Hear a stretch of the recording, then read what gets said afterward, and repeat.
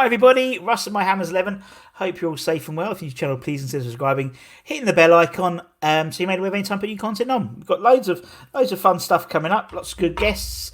We've got a few game shows. All through September, we're going to be doing a weekly game show for the Iron Supporting Food Banks, because we did the Pointless one last week and everyone loved that. And so we were doing each week. To try and go from 10 grand, I'm getting greedy now. I want us to raise £20,000 by the end of September. So we'll do that. I'm well confident we're going to do that. Today's guest, lifelong Hammer, actor. So he's not much on at the moment, to be honest. Bless him. It's Andy Phipps. Hi Andy, how you doing, man? Yeah, I'm really good, mate. Really well, thank you very much. How are you? Yeah, I'm all right. Thank you very much. It's first day back in the office today. Yeah, which is a bit weird. Yeah, it was. I likened the commute because I work in Farringdon. So obviously you're a Hornchurch boy, so obviously I'll be going Gidea Park, and I likened it to when I go to West Ham. I have to go to West Ham on a Saturday usually. Obviously pre-COVID, about 9:30, I'd get on the train, and it was about as busy then as it was at 8 o'clock today. That's how. Really quiet. I was walking around going, "Oh, well, am I the only fucker who's ended up coming into the office?" It's eerie, isn't it? Yeah, it's It's really crazy. weird. And even at Liverpool Street, it was just it was like sometimes I had to take my mother-in-law down to Liverpool Street to get a passport and done it like really silly o'clock in the morning, and it was Yeah, that quiet. It's really weird, even on the yeah, Hammersmith Casino, and but still, made the effort, wore my mask, yeah, and it is what it is. And I'm absolutely shattered because I haven't had to get up so early. Because it's like, when you're working from home, like, a 9 to 5 job for me, I like roll out of bed like 10 your to body 9. clock resets, doesn't it? You just It's suddenly start. mental. Yeah, It's mentally how, and I was like psyching myself up at about half 9 last night, knowing I had to get up early, but it was like yeah, half 7. I'm like, I feel such a loath. And then when I got in about half 6, I was like, I'm exhausted. I am yeah. absolutely exhausted. You don't realise how much of your day you lose commuting when you've got like an office job. And so, yeah. Anyway, we digress as always. How have you been, Andy, during lockdown? How's things been going? Yeah, I've been really good. I've been fine, really. I think, and I'm sure you've probably heard a few people say this. I thought I caught the dreaded lurgy sort of back in April. It was, very heavy cold, but other than that, generally all right for me, which was brilliant. So, it's meant that when sort of work reopened, I could slowly get back into it and do all the stuff because when it came to it, I was happy. I was like, yeah, I'll come back in, guys. Yeah, exactly. And the assumption is, obviously until that bloke from Korea got it twice, that yeah, you had it once, and well, I'm all right now. But see what Yeah. happens now. But yeah, it's. I know what you mean. It's. I think I had it over Christmas.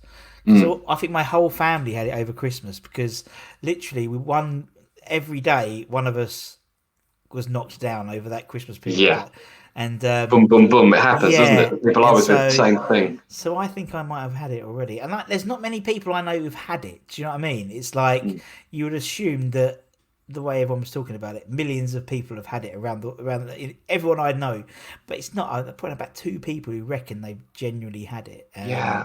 I remember It's watching Hammers chat and there was Gonzo and he said something along the lines of, I reckon lots of people have had it, but the majority, 80%, have no idea.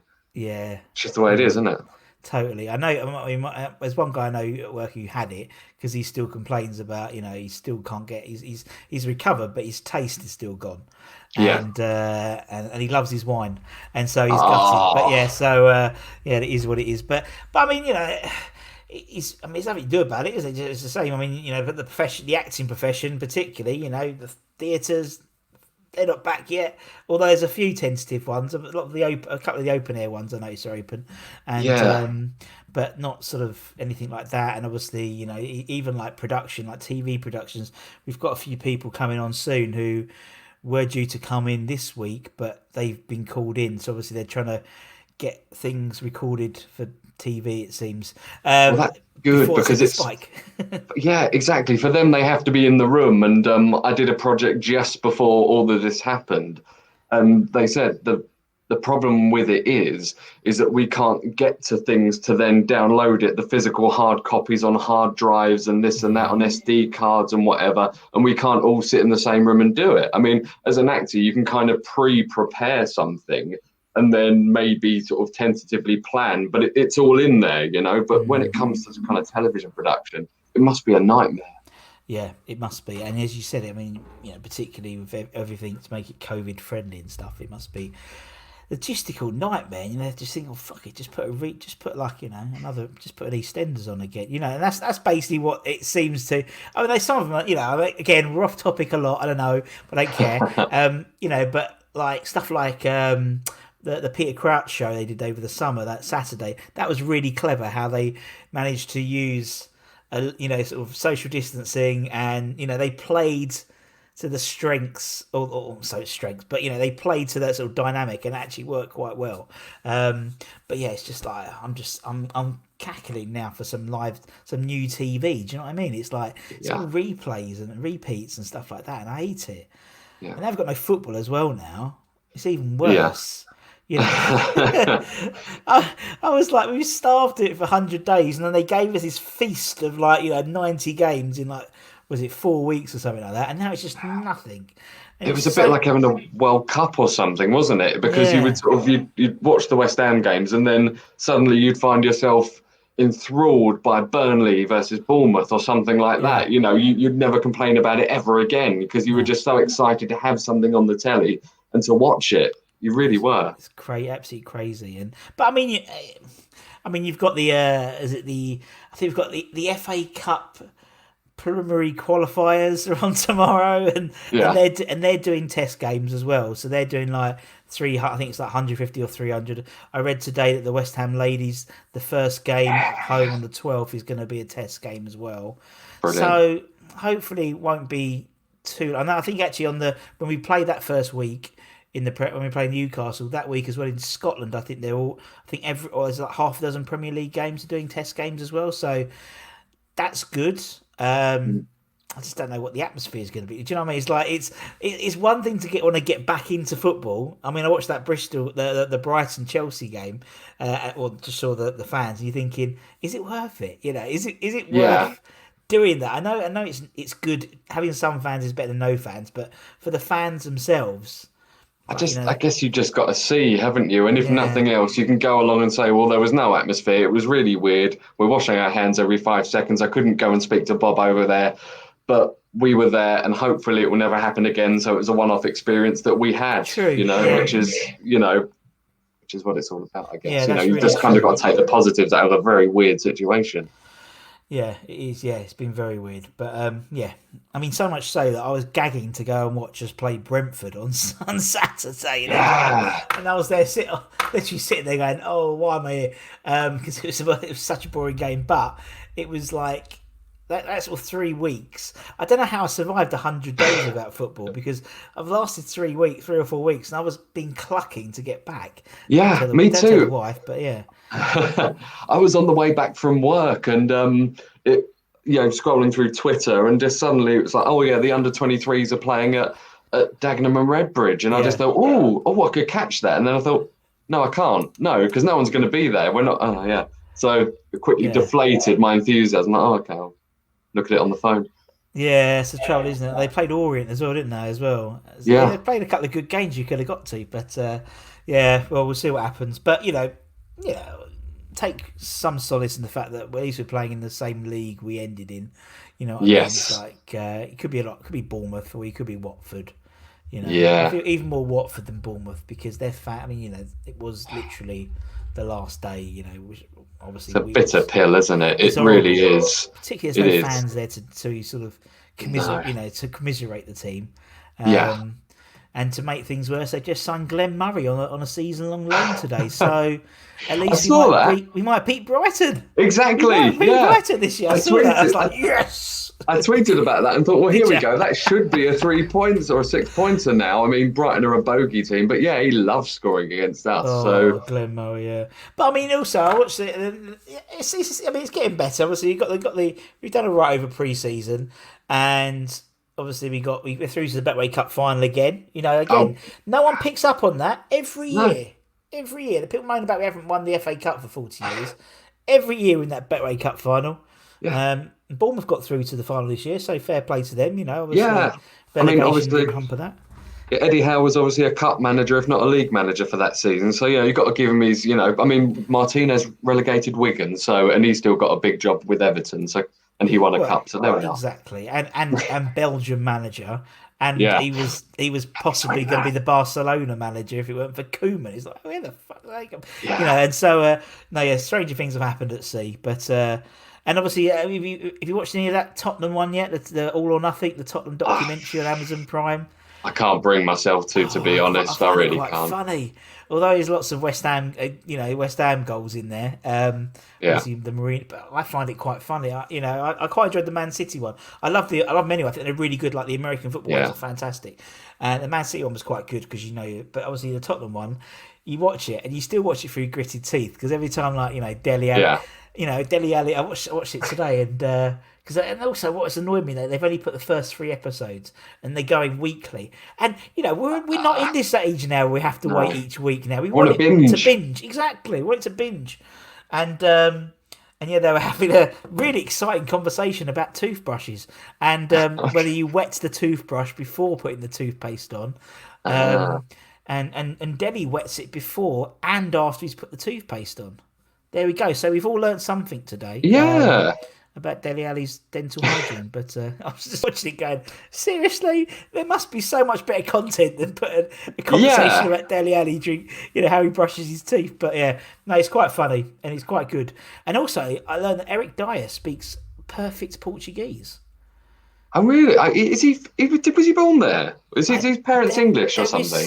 But he played in. I don't understand. I don't. Obviously, we don't follow Tottenham, so I don't know his life story. But he was like Jose Mourinho saw him in Sporting Lisbon, playing for Sporting Lisbon. So my assumption was he might have. I thought he was German. I thought he had a German ancestry.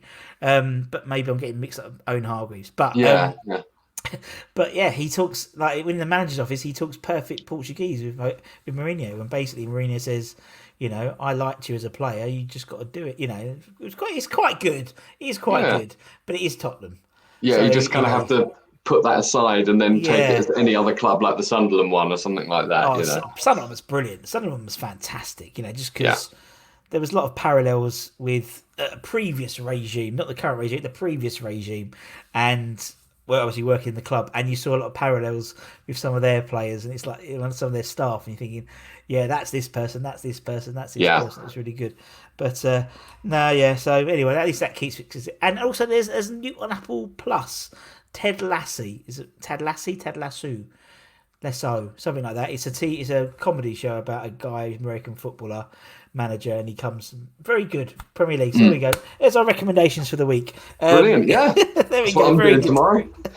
Yeah, and again, that's fucking. It's like it got to like 5 episodes, and then it's like every week. So it winds me up. We've had enough of that. We used to do it all the time. We have to wait for the next week for Line of Duty or whatever. No, we just want to binge it all now. So But yeah, it's what it is. Anyway, back to West Ham. So Andy, why is West Ham your club? What's your origin story to be a West Ham fan? Well, mine's really weird. My story is kind of very strange because you get a lot of people sort of saying, my father was a West Ham fan or born and bred, etc., etc. And from Hornchurch, I'm kind of should be no different. But the thing about it is my family are all mental about football, but we all support different clubs. And my father is from Rotherhithe, and he is a Millwall supporter. Oh my dear. So, but my brother's a Wolves supporter. Don't ask, I don't know. No idea. Although he's enjoying it right now. But the thing was, I remember this is how I remember it. I was about 4, so this could be completely wrong. But he kind of got out a newspaper, and there were all the teams. And I think he was going to have a bet because he said to us, so who's going to win the Premier League then? And being about 4 and probably struggling to read, to be honest, I looked at all the colours and went, well, I like these two. And it was Villa and us. Yeah. And I was like, well, I like those colours. And I think my dad, being, apart from a Millwall fan, a die-hard football fan who knows his stuff, went, well, how about West Ham at the bottom? Because they're your local team. They're the team of around here. So you should be supporting your local team. So I have a Millwall supporter to thank for that. Yeah, that's fair play though, isn't it? But I can see what you mean. It's like because he came from Rotherhithe, so Mill was his local team, and yeah, I think that's nice though. That's good. It's like it makes sense, doesn't it? It's a strange recommendation coming from a person south of the water, Yeah, but you get I respect your dad's suggestion because a lot. I mean, yeah, basically. My daughter ain't got a bloody chance. You know what I mean? It's like literally 3 days old. She was at the West Ham shopping, the one one in the old Liberty 2 building, wherever it is at Romford, in the playoff trophy, and so she didn't have a chance, bless her. And a lot of West Ham fans, their kids don't have a chance. That's it. But yeah, fair play to your dad. I mean, I think that's maybe because he knew how he was gonna, growing up in Hornchurch, you're gonna go to all the schools. yeah. They're all West Ham fans, so it's probably sort of helping you for later life around I the. think, yeah, and I think he just sort of, that's what I mean. He was a foot, he's a, well, he is, he's still alive, but Yeah, he's a football man, and we would always be going to games of a weekend, when the season kicked off, whether it was Millwall, been to Millwall loads of times, and so when everyone's always like, "Oh, Millwall, isn't that a bit scary?" You just feel like saying, nah, yeah, not, not. But we'd be going to Welling or something like that. We'd be seeing non-league. We'd be going to Leighton Orient. We'd be going yeah, to Barnet. We'd be going to all these different grounds purely because we love, as a family, we loved football. yeah, So the fact was, when it came to me, being old enough to say, like, oh, can we go and see a West Ham game? He was more than happy to take us. It was a family day out, and he said, West Ham's a family club. yeah. So let's go. And yeah, so he loved it as much as like I do, and we still go to football. Yeah. Do you remember your first West Ham game at all? I do. It's a bit, I liken it to like a drug dealer. You get your first few free, do you know what I mean? And then Yeah, they yeah, yeah. hook you in. My first one was in '97, and it was Sheffield Wednesday at home when we beat them 5-1. Oh That doesn't happen often, does it? And no. the second one was Barnsley 6-0, and then I think it was Leicester in the cup or something. We beat them 4-3. Do you know what I mean? So they Yeah, were yeah, all yeah. pretty good games. So they really hooked you in, didn't they? Oh yeah, They really got you in. That's funny, and that's especially it. especially since my first few games of football, it was something like it was Leighton Orient, Darlington, it was Millwall, Huddersfield, or something like that. But the first five were all 0-0. So being like knee high to a grasshopper, I thought, why are they going on about this? Football's fucking boring, Yeah. But then West Ham came along and yeah, grabbed me. Thinking these are the entertainers. Actually, I used to go Millwall quite a lot. We used to do I used to do a thing. It was under 16s season ticket, and it was like a tenner, and it was like, but they obviously Orient and West Ham alternated home and away. So West Ham away or home and stuff. So you just go West Ham one week and then Orient. And I remember, I think it might have been Darlington, or it might have been Doncaster Rovers. You know, one of those games you turn up to, and you're thinking, oh, this has got 0-0 written all over it. It's like a Bradford City, when we played Yeah, Bradford. Oh, it's scare. And you got a game there you still talk about, 20 years later or something. Um, it was. I remember that specifically 'cause it was like Orient, like it must have been Doncaster or someone would come on here and tell me what it was. And it was. I thought, oh, this is gonna be nil. I didn't fancy it. And then last minute, I thought I'd go, and it was 8-0 to Leighton Orient. And I was yeah, thinking, oh, well, it's just football. But he just loved it. And yeah, even at 4-0 at half time, I thought, that's your lot. That's your yeah. lot. And they scored another four. Like, fair play to them. But I mean, especially back then, because I think in that game, I think Alvin Martin played. I think Alvin Martin was there. I think he was at Orient at that time, and I think Seeley was in goal. yeah. So it's those sort of things you remember as well, and you just think, yeah, that's great. And obviously AFC Hornchurch was a bit of obviously old Stevie Potts used to play for him, and Yeah. it used Rob to, Lee, Rob Lee. I think Keith Rowland played for him one couple of times. It was like yeah, the new Leighton Orient. They'd all go to AFC Hornchurch, and they all lived around the area as well. yeah. But Steve yeah, Jones, I think, played for them for a bit as well. oh So, Jonah, friend of the yeah. channel, Ah, love Jonah. Jonah's a good man, lovely guy. It's got a lovely sort of. I don't want to call it brick and brack. That's the wrong type of name, but it's like loads of retro pieces. That's what he collects, and he has this shop with all these cool retro, oh, Tasmanian devils nice. and Star Wars stuff. It's a very very cool shop. And crazy sort of music fan as well, like all that rock music and Oasis and stuff as well. But yeah, nice buy. But no, yeah, it was just, and also I love the way sort of AFC Hornchurch is just a sign, you sort of like, you're driving up that road up the hill to the windmill, and you just get AFC. Oh, okay, I'll go and watch AFC Hornchurch now. It's good fun, and sometimes obviously we still do home, friendlies with them as well. West Ham do so, which is quite fun as well because you're in the away end and it's like it's a bit juke, it's a bit shady. I know, it's you feel really almost bad, don't you? It's like I don't really care what the result is. Maybe I should be standing with it's the one time when actually you're not supporting your local team. Yeah, it's I know what you mean. But during lockdown, Andy, during the restart, and obviously when West Ham been like playing away at Man United or Tottenham or whatever, and you're watching on the telly, do you have the noise on or the crowd noise off? Generally when I've had it on the telly, I've had it on. Yeah, I've watched it off, and I don't know what it is, but I've preferred it on. What's your take on that? No, I'm the same. It's deathly silent at London Stadium, and even more so in my box. It's a soundproof box, so the few shouts from Moisey and Nolan and Mark and stuff like that are muffled. You don't hear them, and I mean, to be honest, even when it's 60,000, you don't. Obviously, you can hear the crowd, but you don't actually hear them. I feel the vibrations on the floor because it's like a steel floor, so that's when I know when it's noisy.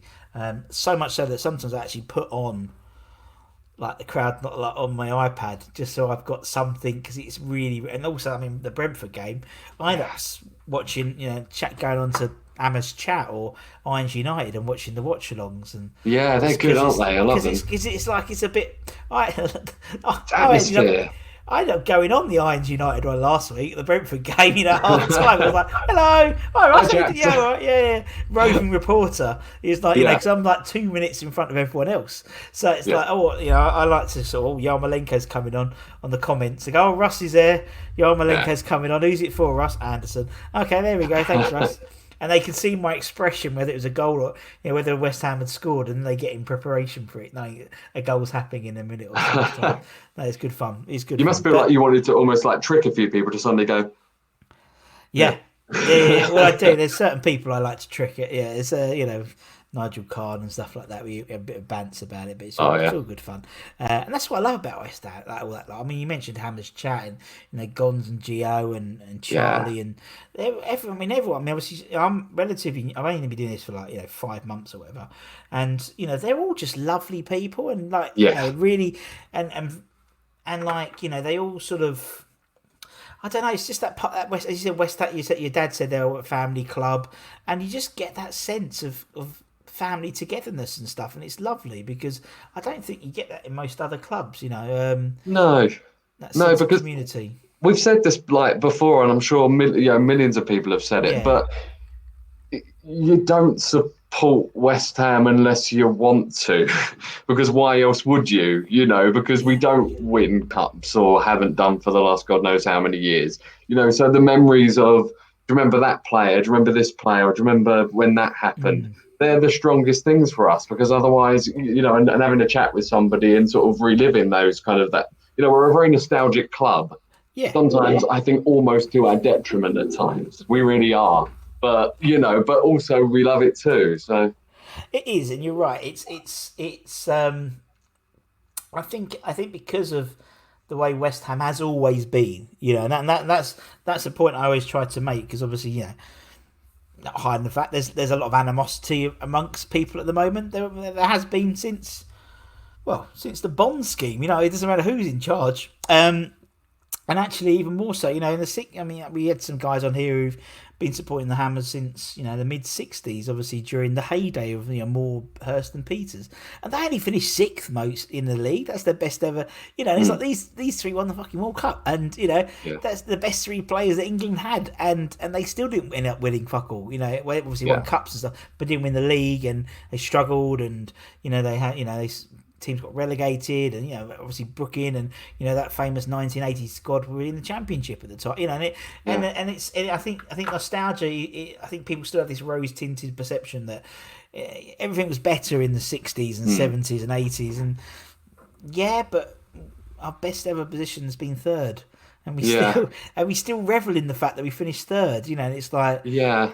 which Boys is of '86 and all yeah, that. but Yeah. it's indicative. But that's no disrespect to them, but it's No. indicative of West Ham that that we're really proud of those guys. But they finished. They didn't win the league. No. They finished third, and it's like you wouldn't get. Obviously, because other clubs have got that success, but maybe Chelsea wouldn't, if they finished third last season, wouldn't be still talking about that same squad in 35 years time, 40 years time. No.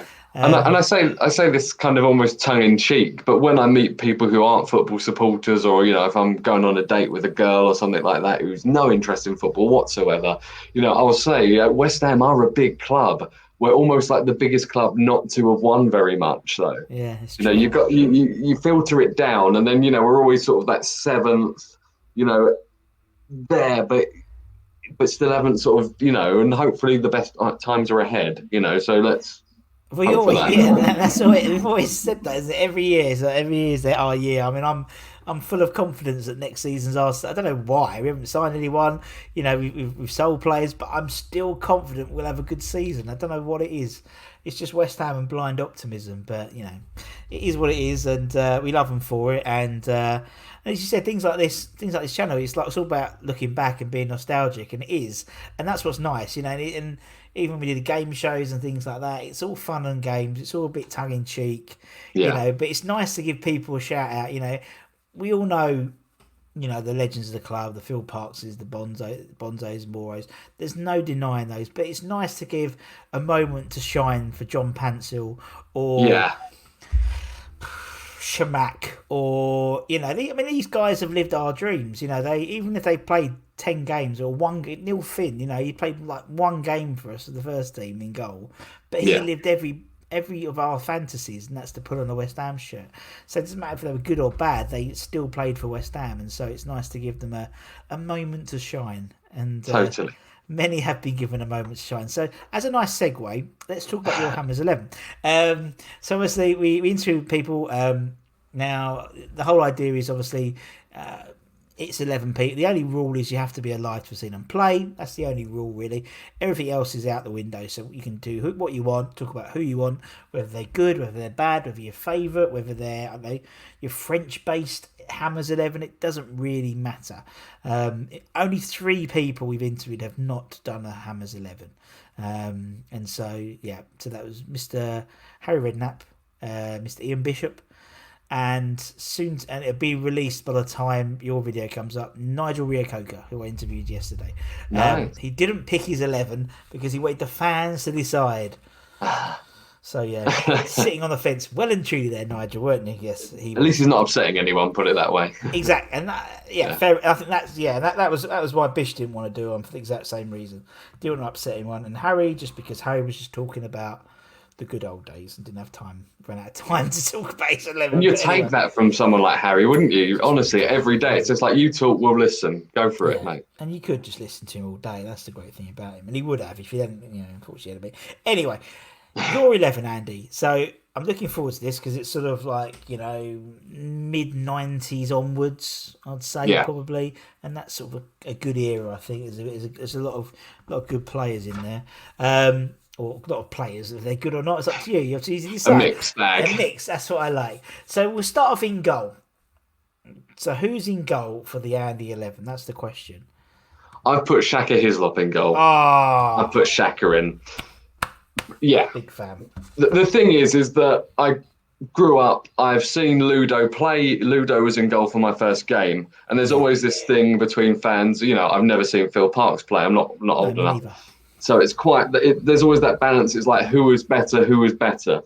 But in terms of like my Andy 11, the thing about Shaka is he left. This is the weird thing. He left just at the point where I started to be able to kind of understand and really engage with football, as about a 12-year-old. Do you know what I mean? It was when Rhoda came in, Harry had gone, and David James was brought in by Rhoda, and then I just remember thinking, even in my young 12-year-old mind, just thinking like, but hang on, Shaka's the number one. What's going on?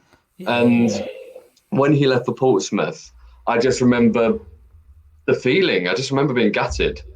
really, really gutted. And I was chatting to my mate about this 11 and everything that I've picked. And I said to him about Shaka, and he said, "Yeah, I remember when because my mate started supporting about 2004, and he said, I remember when Shaka came back, how excited you were. About we were 15 or something, going, yeah, great, yeah, no, Shaka's back. This is amazing. Yeah. Great figure, lovely bloke, and yeah, like so he gets in, and I'm not sorry about that. There could have been No, five different people I could have picked, of honestly, course. Yeah, but yeah, yeah, Shaka's yeah. going in. No, he's on it. Yeah, no, love the man. He is a gentleman. When we interviewed him, he was lovely. He was friendly. He just because I sort of like bypassed that whole sort of David James bit because he sort of got ousted a bit. I didn't talk about that. So obviously then you left, and he said, "No, I'll talk about that." And he went into great detail about how basically Glenn Roeder pulled him aside basically when David James said, "Right, David James is going to be number one. You're not going to get a look in, to be honest. So if you want to go, you can go." It's basically Mm. said to him. And then David James got injured, and he went, "Look, I need you now." And he said, "Well, to be honest, I checked out already because when the manager doesn't want you, he doesn't want you." And Yeah. so, and I apologise if my performances were subpar then, but my heart wasn't in it. And I said, "Do you know what? I think everyone respects you for saying that because actually, yeah, but everyone would be the same. Yeah, When we get you're it. if you're leaving a job and you put your notice in that month, yeah, you're working, but you're not really working. You're sort of like going through No. the motions, really, and that's the same thing. And then he came back and obviously, was part of the FA Cup final, and you know, just a great, great man, and lived in Loughton. I served him at Safeways occasionally. That's when players were players when they did their own shopping. Yeah, You know yeah. what I mean? They He didn't weren't. drop his shopping then when you handed the bag over. He was quite Yeah, safe with it. Yeah. yeah. Those oranges, bless him. But yeah, that was a time when footballers you'd live around Hornchurch or when you bump into football players. You know what I mean? Like, Yeah. and it'd be the most exciting thing you've done all week. Yeah.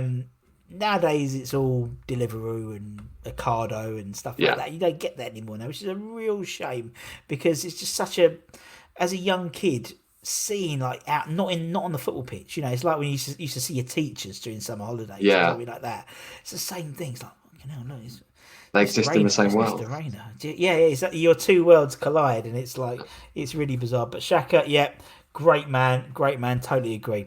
Right, you go for the teams you want, Andy. You just go Yeah. for it in your order, man. Sweet. I'm gonna at left back. I Yep. picked George McCartney. Oh, nice. I've bemoaned about our nostalgia, and then I've picked two players straight off the bat who have gone and come back. But it was just something really dependable about him, wasn't there? And Mm. the fact that I don't know like loads about the guy, but he seemed to do really well at Sunderland. I've read about on Wikipedia he had like a loan spell at Leeds, didn't quite go to plan or something like that. He didn't. Sometimes your face doesn't fit or whatever. Yeah, And then yeah, even after West Ham, he's left. And then age of 33, very capable, didn't really have a bad injury record, and then sort of disappeared. mm. But he was so just reliable and solid. And I think we have that thing with Konchesky and everything like that. Bombing down the wing, the way he linked up with Matty Etherington, and I could say that I've seen Julian Dix, but I'd be a liar if I said I remember how he played. Yeah, Because I was just too young. So when it came to George McCartney, he was one of those you popped in the team and you knew he was going to have a good game. You might not set the world alight, but no one was really getting past him. yeah, So yeah. That's good. That's an 11. That's 11 to do. People who have left and come back. yeah, Because you've already done two. You could have put probably Julian quite a in. few. You could put Julian in. You could. I reckon that'd be a good one. I'm gonna get someone to see if they can do that. That'd be good. Yeah. Right. George is in. Who's next, man? This is one of my sort of wild cards, but Abdullah Faye. Yep. Okay. Okay. Yeah, I'm going to explain. I've got to type him in. Yeah, Go on. ABD. Yeah. Exactly. Yeah. Yeah, I remember when he came and just watching him play in the championship, and he was just very assured. He's just again like George, a very assured player, very Yeah. strong. Probably age 33, picking up a few injuries, not very quick, but I just loved his reading of the game. Yeah. And No. when I I was get that. Yeah. when I was younger, as the fat kid in the school playground, I wasn't going up front, but, I could play a bit. So I was sort of shoved in defence. So when it came to kind of the art of defending, I could have a little bit of appreciation. So when Yeah. Abdoulaye Faye came and I saw a couple of games, the games that he sort of covered or in a cup, I just thought, he can read a game. He's not just fast and quick. He can read a game. And I put on Twitter once, I was like, this guy's a bit of a riot. And then I had about 3 or 4 Stoke fans coming along and going, yeah, he's bloody brilliant for us. We loved him. It's just the fact that he was 33, he's getting on a bit. And so you just think, if 10 years younger, he would have been an even better player for us. 10 years younger, you're probably about 43 by the base of most those players, wasn't it? They always said they were one age. Herita Lunga wasn't it? He was about 20 years older. Yeah. But he was part of that sort of that. I mean, Sam bought when Big Sam came in. He bought like loads of really athletic, tough African-based players. Diop, Diop. You had. I mean, what was it? The refrigerator? Was it the refrigerator? No, was it the wardrobe? Was it? The wardrobe, yeah. Yeah. And Abdoulaye Faye, Mo Diarmi, and I mean, he was. I mean, needs must, wasn't it? And he just came. As you said, solid, and just. I don't remember him making a bit like McCartney. He just seemed to be a steady Eddie. Do you know what I mean? And I just think you need a balance. They can't all be. 10 out of 10 every week. You've got to have your 10 out of 10s, and then that 10 out of 10 person will be a 5 next week. Yeah. But you have those 7, 8 out of 10s, and that'll do your job. As an aside, I find this sort of really interesting when people are talking about kind of guys like Cullen. You get people saying, oh, Cullen's not going to be quite good enough. He's not really going to make the grade. He's not this, he's not that. And I just think, whoa. Last couple of seasons, we've had Sanchez. Yeah. On the bench, on the pitch, and you just think, are you seriously telling me that you don't want someone who's maybe not going to set the world alight, can probably stick him in a position, make a few tackles, lay the ball off, job done, as opposed to someone like him? Are you really telling me that? Because if we're not going to spend the money, which looks like we're not, someone like Cullen, who has expressed many, many times that he's happy and he wants to fight at West Ham, he could say, like, I'm out, guys, thank you very much, but I need to progress in my career. I need some solidarity. I need, what's the word? I need a bit of consistency and to be somewhere on a full-time contract. So, I think these guys are worth their salt. They really are. Or even someone like Gary O'Neill. People used to say, oh, he's not very good. But you could slot him in anywhere pretty much. And because he was a hard worker, he was, do you know what I mean? He was average, but he wasn't bad. It's interesting when you talk to players and you ask players to pick their 11s. There's players that always turn up in their 11s, which don't turn up in a fan's 11.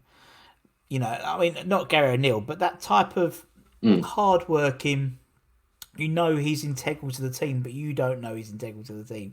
So in the sort of the older era, for example, not older era, but sort of the mid-90s, Steve Jones and Martin Allen, they all put Pete Butler in their team, and he was like hard, sort of defensive midfielder, 7 out of 10 each game. But he's integral. Sort of the more not modern, but maybe you're more slightly towards your sort of teenage era. Hayden Mullins, for example, always picked. Yeah. Even like Luke Chadwick, I remember Luke put him at right back just to get him in the squad, because he was so integral. And it's really interesting. It's like when you watch football with a professional player or with a coach, they do look at the game totally different than we do. We're looking at the flashy player, looking at the goals, where they're looking at the team, the actual team dynamics itself, and it's very, very interesting. But and that's someone like Abdoulaye Faye. I mean, I'm sure he spoke to people who were around during the time he spoke to them about him. They would talk about him in a different context. Yeah. Funny enough, he was a pointless answer on when we did Pointless on Thursday. Anton for Irons United picked Abdoulaye Faye, but he wouldn't. Obviously, if we did this, he'd have only got a point. We'd have got a point rather than Pointless, but. So that's the first time he's come up in the fans' 11, which is great. Right, okay, phasing. Who's next, man?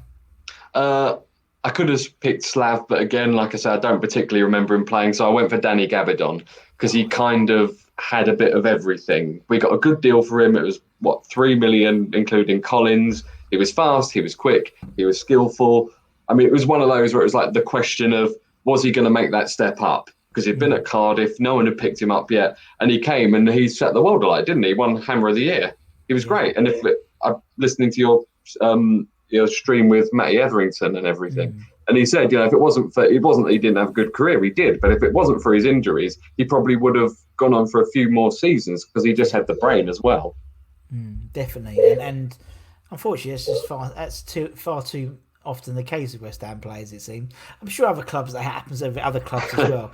But it seems like we gave like the Gabadon and Cresswell keeps getting injuries, and Antonio. I think today was his 5 years since he signed for us or something like that, and but he's been injured for probably about a third of that time, I reckon, at least. And it is a shame because you look at these players. I mean, Antonio now is like, God, it's like 5 years ago we wouldn't think this player we've depended on for 10 goals, because he was part of the whole Payet and that era, and you're thinking, God, he was just like some random bloke from Nottingham Forest, but now he's like integral to our plans. It's like 5 years on, and he still doesn't know what he's doing with the ball.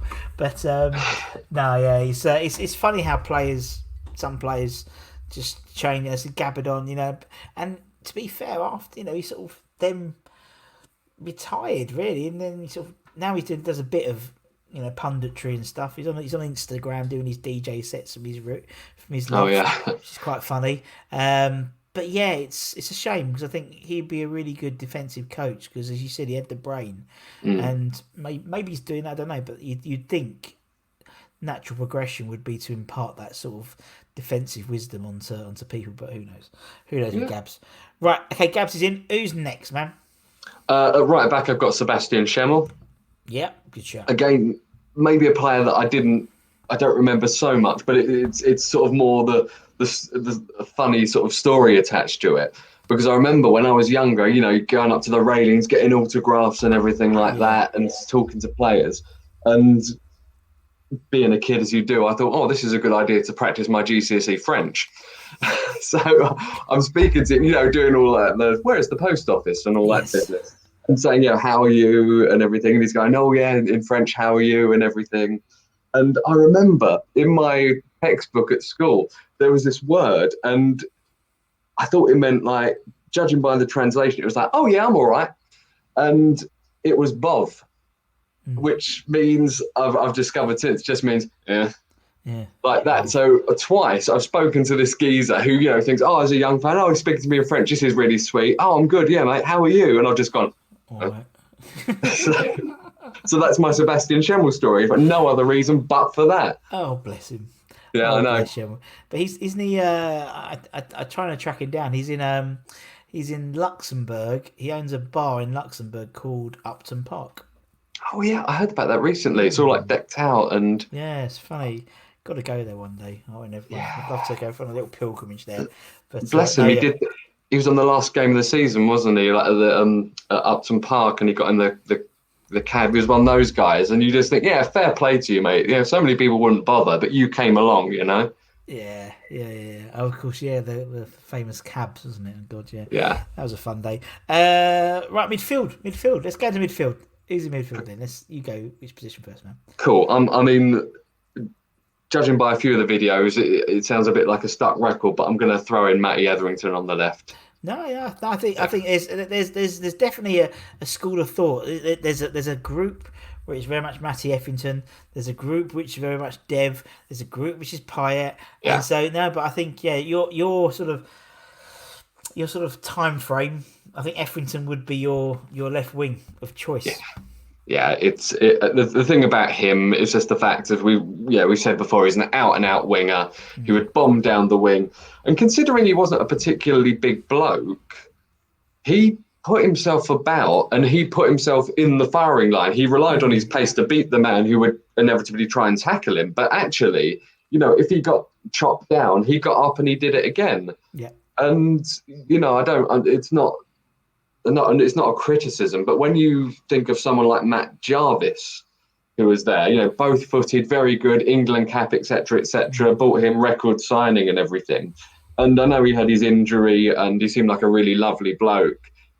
And you just thought, if you could have that bit of self-belief just to keep going, you're going to beat that man more often than not, or even if it's 3 times out of 10, you've put yourself in a position to get a good crossover. And it didn't quite work out like that. And when there was that period when Etherington came and trained with Allardyce's team, and we thought, oh, is he going to resign? Because that would be, again, players that come back. I was like going for that. I thought if he can be training with Jarvis and impart some wisdom, this could be a good thing. But obviously, it never quite happens. No, never quite happened. But I know what you mean about Matty. I know, yeah, It was funny because he texted me like the day on the day. He's like, I've just been watching some of my videos that I've appeared in, and people have said I could. He went, been blown over with a strong wind. Like he was like quoting all the. I was like, Matty, but you are, mate. He went, I say, I'm only joking, but it's funny. So they do watch when they appear. But yeah, I mean, Matty, lovely bloke, fantastic player. I got friends who are Stoke fans who love him, rate him because obviously he did a great job for Stoke as well. And Spurs as well. And Peter, everywhere he went, he was revered. People still see him in high regard, and that's because he was a good player and he offered something, and he was exciting to watch. That's what I mean. He wasn't a water carrier. He was an exciting player who would make people get off their seats because he had the ball and just had natural pace, and that's so nice to see. It's a shame he got an England cap, and I watched one of your videos, and you said, and then it was after Matty that it all got a little bit complicated, and I kind of agree. I agree with that because he was an out-and-out winger. He did what he did, and he did it well. I was never a massive fan of someone like Stuart Downing. He had his, he certainly had his abilities and the way he did things and all that, but you just think, pop down that wing, just go for it, mate. And then Sam made it even more complicated by making him the point of the diamond. Do you remember when he became, and he was brilliant, and he was just, oh my god, where's this boy been? He's like Renaissance period, of his career.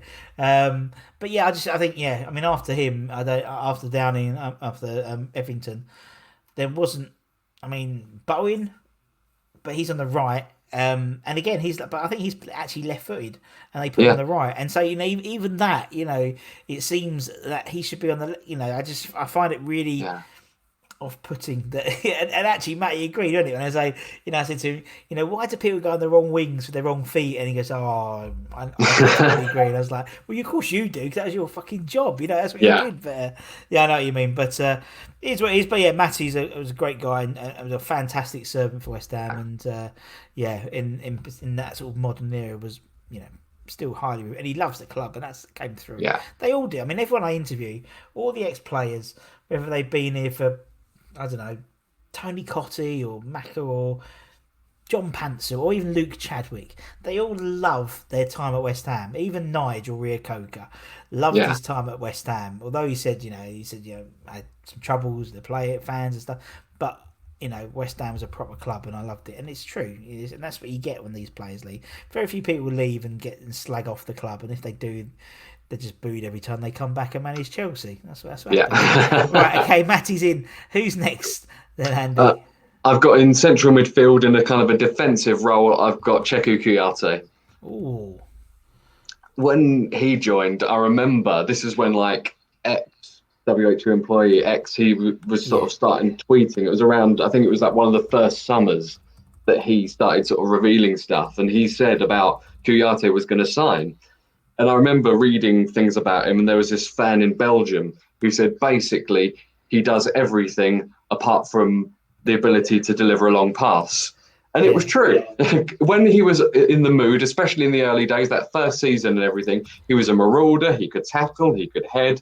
He was tall, but he was also more fat on a chip. You know what I mean? He's such a slim guy.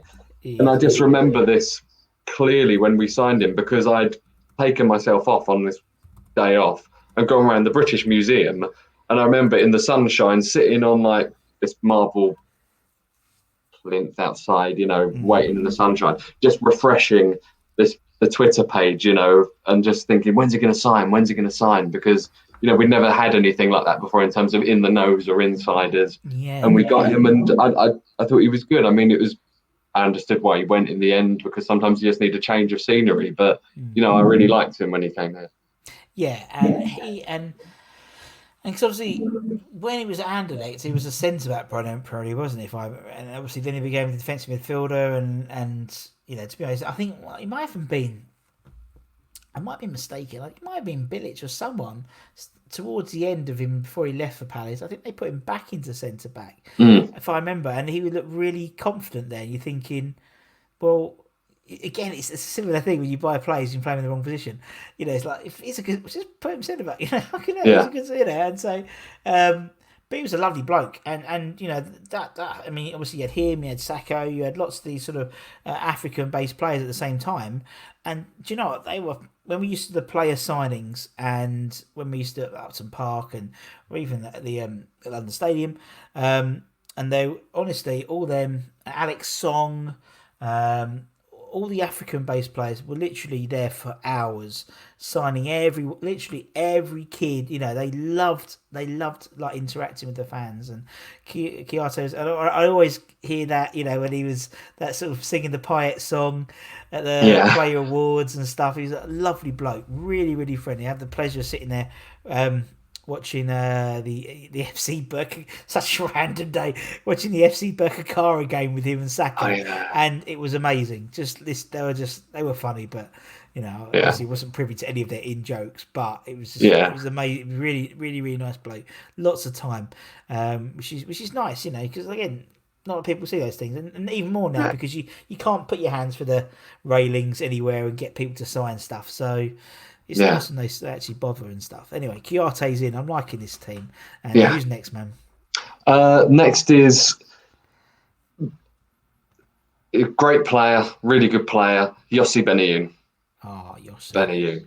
And I want to put him in the centre because West Ham have a habit, as we all know, of getting really good attacking central players and shoving them out on the wing. Yep. So I was saying to my mate, look, because he said, oh, there's great central midfielders. You could put Yossi on the right. And I went, no, this is my team. He's staying in the centre. Exactly. Great player. Everyone talked about, Berkovic. Again, I've seen him play. Too young to remember what he was like. I know people compare him to Devonshire, etc. But, just a little player who thread the ball through the eye of a needle. Great. Last game against Tottenham, that day when he scored that goal, cutting on his left, bang, and suddenly, they're not in the Champions League. What a shame. It's worth it, and that's worth it on its own, isn't it? And I remember the FA Cup final when he was the best player on the pitch. Yeah. He was the best player on the pitch, by far. Everyone talks about it being obviously the Gerrard final. Obviously, he scored, and we still cry about that. But he was brilliant, and he just I can't remember who it was. It might have been Anton. I interviewed. It could have been Anton actually. And he talked about Matty Effington putting it. Yoshi he liked to tackle, he liked to put a foot in, and particularly in training. And he had that sort of nasty streak about him, which is good, which is what he needs. You have to be a bit tough to be sort of that position. And great player. And considering he was about 5 foot tall, he could outjump a lot of people, couldn't he? Me and my mate used to say he jumps like a salmon. He'd just suddenly hang in the air and then get the ball and then just float down. And you think, how's he done that? He's the smallest bloke on the pitch, but good for him. Yeah, definitely. Good man. He's a good, nice guy. And I used to work with a guy called Yossi. So, yeah. So he always, so when I went to that company and I was sitting next to him and his name was Yoshi, I always used to laugh. And he was like, "You're the only one who pronounces my name correct. Why is that?" Yoshi Benayoun. It's like, okay, all right, no worries. They knew what I was talking about. Right, okay, Yoshi's in. Who's next? Cool. I'm going to play a player slightly out of position, but it's not like he hasn't played there. I'm going to put Marlon Harewood on the right as an attacking midfielder. Yeah. I think that's probably his best position, to be honest. Yeah, he was. I was thinking about Marlon. I think underrated is too strong a word, but I think he gets overlooked a lot. Because I agree. When you have that bubble of strikers that he was in at the time, you had Teddy Sheringham, who was the legend. I mean, do you know what I mean? He could have kicked the ball and retired, and he still would have been a legend who played for West Ham. He was just that kind of guy, wasn't he? Yeah. You had that. You had Bobby Zamora, who, popped up with important goals, was a West Ham fan, etc. You had Dean Ashton, who was 22 years of age, was absolute quality, was incredible. A record signing, etc. Future England replacement for Alan Shearer. And then you've got Marlon Harewood. And as silly as it sounds, the only thing that he sort of had in his thing was the fact that he consistently scored, apart from the last season, 15 goals a season Yeah. in the Championship and the Premier League. And you just think he scored more goals than any of those. I mean, Sheringham chipped in and stuff like that and did quite a bit. Zamora got the important ones. But he was the breadwinner for our forward line. And I just think, it's not like he's forgotten, but everyone always talks about Zamora, or everyone talks about how good Ashton could have been. You just think, for me, Marlon is the main man. So I just wanted to get him in the team. That was it. It was the pure reasoning. And put him on the right is even better, because I remember, so when I used to do the stuff at the old ground, I was it was the scoreboard between whatever it was, Dr. Martin's, Betway, whatever they called that stand that year, and the Bobby Moore. And that corner I christened Harewood Corner, because literally Marlon would always get the ball in, almost like a really bad six-a-side player or five-a-side player who gets stuck in the corner and doesn't get out. But he got at it, then he'd always do a little turn or a little flick round and get past. It's always Marlon corner, and you knew he was just going to do something and beat the man and chip it in. I love Marlon. I think he was a great player. Yeah. And he put it, and he's another one of those players who, West Ham fan, God loves a trier. West Ham fans love a trier, and he would always put it in. He would. Maybe he wasn't a Payet. He wasn't like technically a phenomenal player, but he was confident. He put a shift in, and as you said, he'd always get double figures pretty much every season. And I just thought he was a nice bloke as well. And he's right. He was part of that group, which, quite an eventful. I was interviewing Nige actually, and he went, and his 4 years, Nige's 4 years at Upton Park at West Ham was quite eventful. Obviously, losing playoff final, winning a playoff final next season, FA Cup final the season after that, and then the Great Escape after that. Then he fucked up. But and that was a really exciting time to be a West Ham fan, and Marlon was part of that. And he does get overlooked. I think he more than definitely. We revere Colton, and that's you should do, because he's he put it about again similar. He tried. He was a good trier.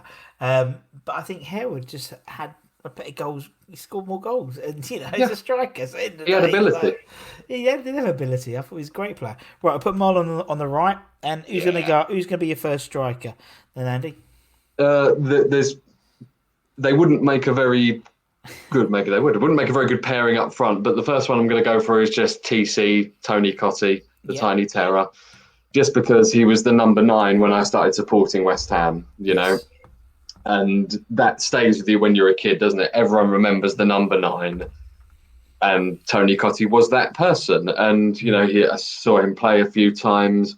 And I remember again being about 14, 15. It was, so getting all the players through the railings and everything. And suddenly out of, Upton Park, suddenly just walking through the normal door comes Tony Cottee. And of course, I bombed over to him, even at the age of 15. I'm so much bigger than he is. I'm just like fangirling over him, like, oh my god, Tony Cottee, you're my favourite player, and he's just like grinning to himself, like, that's nice. So, bless him. But it was, so he's got to be in there. I mean, this was the thing. I had a real hard time picking my forward too, but that's why Marlon's on the right. But Tony got to go straight in. Yeah. Again, lovely bloke. I've had him on. He's salt of the earth, and again, I think it doesn't happen very often when a West Ham fan plays for the club, and become. I mean, I said, I called him a legend. He said, no, honestly, just call me TC. I'm not a legend. I'm not going to call you legend for the whole interview, Tony. But, I'm just TC. I'm just a fan. And it's the same with Noble. It's the same with Zamora, and it's a fan. Anton. West Ham fans playing for their club. You just know they're not going to give up. And there's something about that which obviously we will lose when Mark hangs his boots up, and that's obviously horrible to think of. But again, it's indicative of modern football now. It doesn't have, it's very rare you have a fan be your captain and play 500 games and play for the boyhood club. It just doesn't all fit together. But TC was a great servant, a great fan of the club, and a real big stats man. Loves his Yeah. stats as old TC. So I had to be really. I always get nervous when he plays, and so you have to make sure. I made sure I counted, not counted them all because he scored a lot of goals, but Yeah. made sure a few different websites to verify it, and he was all right. And I did make one mistake. I said he had 8 England caps. He had 7, or I said he had 9 England caps. He had 8. I was one out, but apparently one was an appearance, a sub appearance. So I was technically right. But Oh, okay. So he didn't start, but it was still a cap. yeah, or something like that. Yeah. Right. Okay. TC's in. Who's the final piece in this puzzle? Then Andy. And the final player is Paul Kitson. Oh, Paul Kitson. I believe that may have been the first time he's come up. Again, Nice. you've got a double. Yeah, it could be. Put him in. Paul Kitson. Go for it. Yeah, obviously he came in with John Hartson and he scored those really important goals. And I looked at it back today because for the life of me, I couldn't remember. But he scored those three of the goals in that game against Sheffield Wednesday, and the other 2 were Hartson, I believe. And again, this is a total nostalgia thing for me. I couldn't describe his game or anything like that. But when I was about 7, I guess, when this happened. About 7 years old, I drew a picture of Paul Kitson scoring a goal, and my mum went, why don't we send it into the club? Probably not expecting anything or whatever. And I always assumed that it was down to him that this happened, but it could have been anyone at the club. I could be doing like someone at the office a really big disservice. But anyway, I've got it here. I got this. Where is it? There we go. That's it. It's just a greetings card. It says, glorious hammers, whatever. And inside it, I brought props. Inside it is a signed a picture of him stuck in and his autograph. And I mean, if I put that on eBay, that would get you £2. The postage and packaging would cost you more. Do you know what I mean? But the fact is, that means the world to me. That's in the loft with my stuff, and it went on me to find it. And that this means more than pie. This means more than all of that to me. So that's why Kitson is. Do you know what I mean? It could have no rhyme or reason apart from the fact that this is one of like my prized possessions in life. Yeah. No, I do you know what, Andy? I totally get it. I mean, I've been extremely fortunate to have lots of cool guests and lots of players, obviously, and I was starstruck when I interviewed Pete Butler. Honestly, starstruck, and like. We said we've had Harry, we've had Matt, we've had some John Hartson, we've had some Tony Gale, we've had some Cotty and Macca, but Pete Butler I was starstruck with because he was the first ever player I met, and I always had this sort of affinity for Pete Butler, and it was just even when it's mental to think of it, but he texts me occasionally, hi Russ, how's things going? And I'm like, oh my god, Pete Butler, and I get so excited, and it's the same thing with you and Paul Kitson, but that's what it is to be a West Ham fan. That's what to have those moments, and it's not.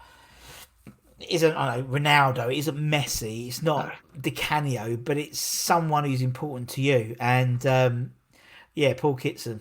I once saw Paul Kitson in Woolworths in Loughton buying, no exaggeration, a bin bag full of pick a mix. It was like a bin bag. Honestly, it was like one of those big, like not a bin, not like a black bin, but like sort of the plastic a pedal bin. That sort of size of pick and mix. And he played a really shit game on that. It was on a Sunday, on the Saturday, on the Friday, and on the Saturday he didn't play very well. And I was adamant it's because he'd had too much pick and mix that day. But honestly, I mean, he said him and Artson together were just, we haven't unfortunately had a partnership like that. Obviously, since Macca and Cotty, that was before my time.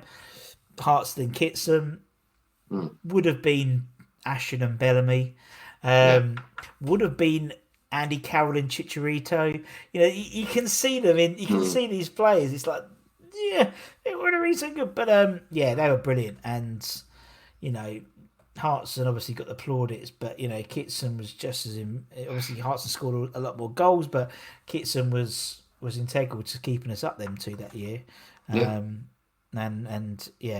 And yeah, so that's a couple of newbies in the thing, definitely. A couple of newbies, maybe even Kiate as well. Maybe three newbies in this one, which is good. I tell you what, it's interesting when you're picking these because you run the risk of, you say, picking you could put Di Canio, Tevez, Parker, etc., in there, but you also run the risk of kind of being a bit of a West Ham hipster and just suddenly thinking, oh yeah, that Fabio De Prayer, those couple of games, yeah, he was really good. Do you know what I mean? And like almost trying to be smart about it. Yeah. But I think it just comes out, doesn't it, when you just think, they might not have been the best player in that position, but actually that reminded me of a time in my life, or that reminded me of this or that, and I just liked them, or they'd always have a smile, so therefore why not? And yeah, and you're right, but it's not. Yeah, but like all of this, like Kitson and Shemwell and people like that. There's you've got the story associated with them, and that's what it's all about. It's about stories, and that's why people like the channel. But anyway, it's been lovely chatting to you. It's been absolutely lovely. An hour and 5 minutes. God, that's mental. Time flies when you have fun. I think my wife's TV program has just finished. Australian Married at First Sight. I can just hear the skybox switching off, which is good timing. So thank you, Andy. Thank you. Really appreciate your time and the thought that's gone into it. Obviously, you had to get, you've got your mates involved as well, which is great. That's what it's all about. And obviously, thanks to everyone else for watching. Whether it's on Thank YouTube, you so much for having me. Absolute pleasure, Andy. Absolute pleasure. If you've been watching YouTube, obviously subscribe to the channel, or Spotify, Apple, iPod thingy. Make sure you subscribe to the podcast as well. And until next time, for me and Andy, take care, everyone. Stay safe. Come on, you irons, and we'll see you again very, very soon. Take care, everyone. Bye bye.